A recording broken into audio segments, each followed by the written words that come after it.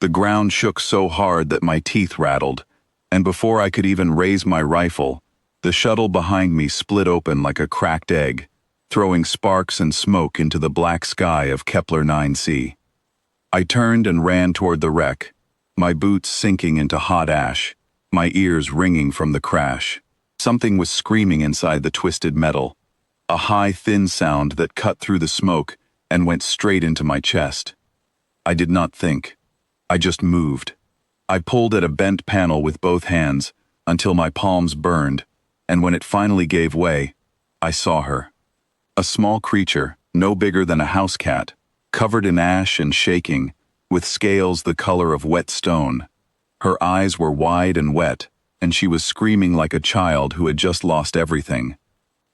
My name is Daniel Hart, and I was part of a 6-person survey team sent to study Kepler 9c, a quiet, forgotten rock at the edge of mapped space. We were not soldiers. We were scientists, engineers, and one tired security officer who had seen too many empty planets to expect anything strange. That night changed everything. The rest of the team wanted to leave her. Grace Whitmore, our lead biologist, said it plainly. Unknown species, unknown risk. Standard protocol says we tag her and send her up the chain for study. Owen Bell, our pilot, backed her up, saying we had no idea what she could carry, what she could become, or what might come looking for her.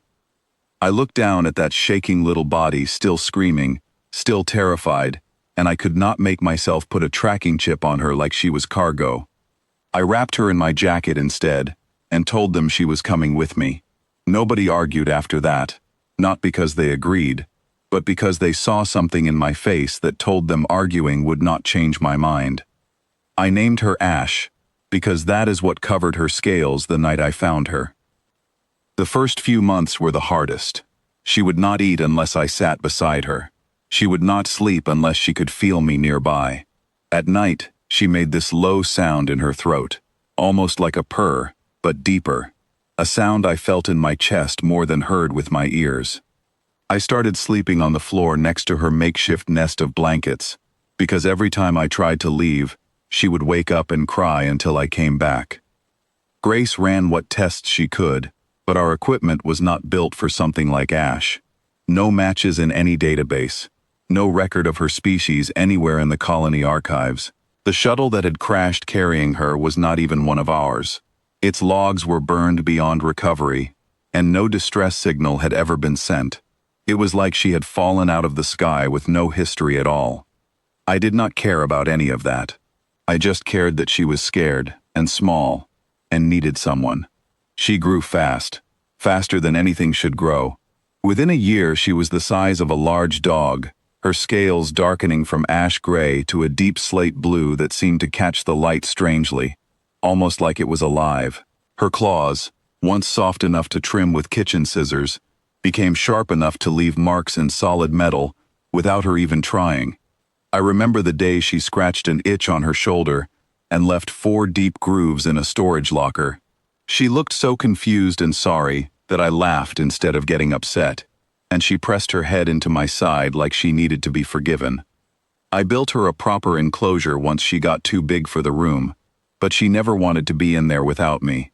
Some nights, I would fall asleep at my desk doing reports, and I would wake up with her wing draped over me like a blanket, her body curled protectively around the whole room. Owen used to joke that I was raising a monster. Grace used to say I was raising a mystery. I used to say I was just raising a kid who happened to have scales. By her 2nd year, Ash could rest her head on my shoulder while I stood at full height, and her wingspan stretched wider than our supply shuttle. The colony director, a careful man named Edward Finch, came to see her twice, and both times he left looking more nervous than when he arrived. He never told me to get rid of her, but he never stopped watching her either.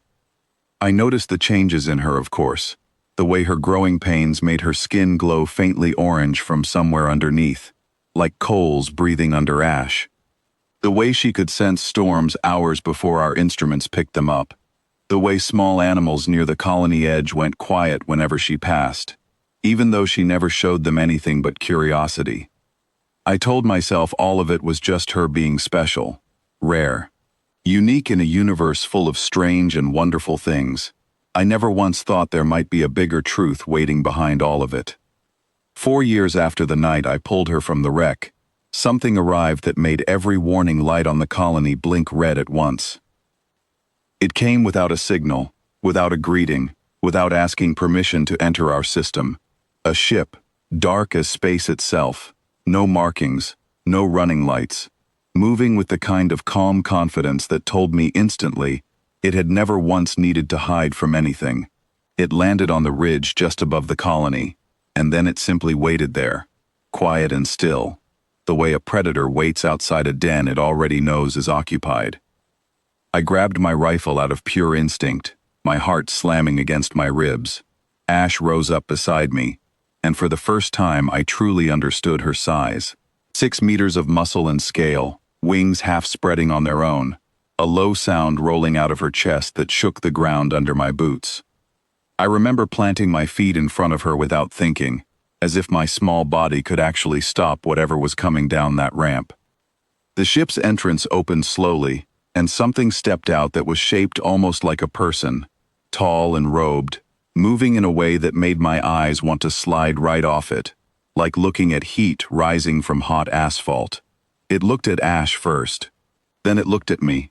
Then, to my complete shock, it lowered itself down onto one knee. A voice came through some kind of translator, layered and strange, like several voices speaking at once. It called her Sovereign Ember Wing. It said the continuance, whatever that was, had searched across 4 systems trying to find any trace of her.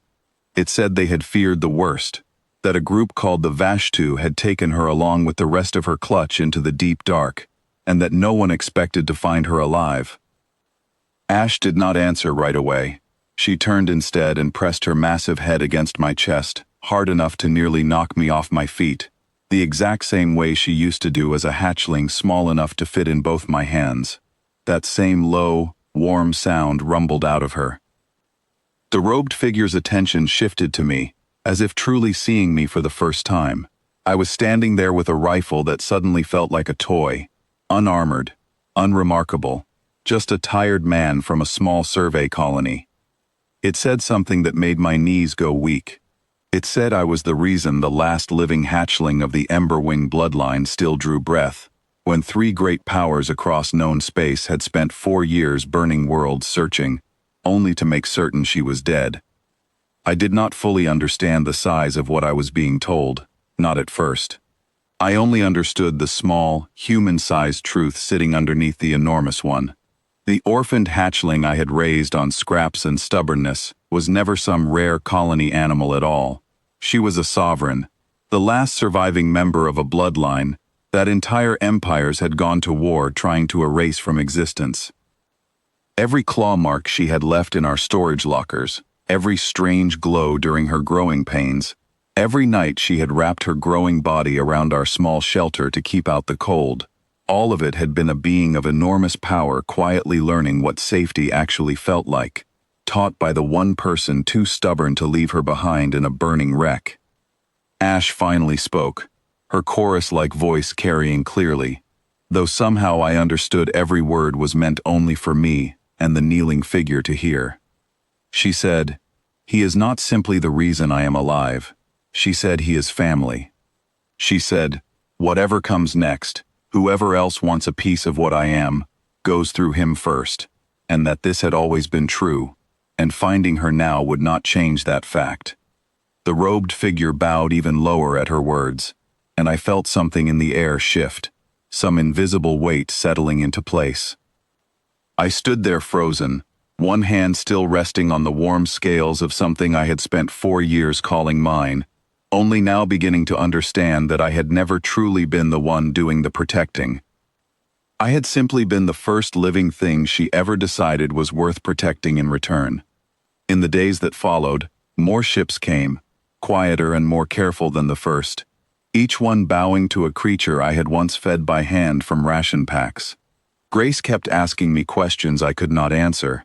Owen kept staring at Ash like he was seeing her for the first time. Edward Finch finally stopped looking nervous and started looking amazed instead. Through it all, Ash never left my side for long, even with entire fleets now aware of her existence. Even with ancient titles attached to her name, she would still curl up near my quarters at night, resting her head close enough that I could feel her steady breathing. I used to think I saved a helpless creature from a burning wreck. I understand now that she saved something in me too, the part that still believed a small act of kindness could matter, even against the weight of an entire universe.